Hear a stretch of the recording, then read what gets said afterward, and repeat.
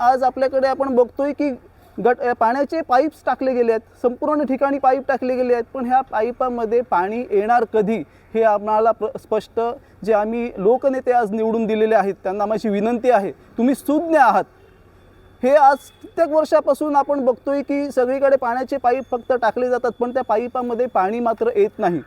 दुसरी गोष्ट मला सांगायची आहे की हे जे पाईप टाकताना हे जे इंजिनियर आहेत ह्यांचं शिक्षण किती झालेलं आहे हे थोडा तरी विचार करतात का? गटारं सलग, म्हणजे आपली गटारं आहेत त्याच्या बाजूतून ते पाण्याचे पाईप टाकले जातात.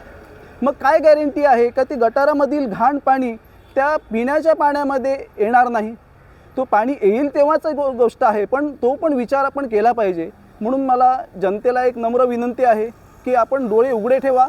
ही एक फार मोठी समस्या आज वसईला भेडसावत आहे. जर आपण वेळीच जागृत झालो नाही तर मला वाटतं पावसामध्ये आपण गुडघाभर पाण्यामध्ये बुडत चाललेलो आहोत, पण पावसाळा संपल्यानंतर पाण्याच्या एका थेंबासाठी आपल्याला भटकावं लागणार आहे.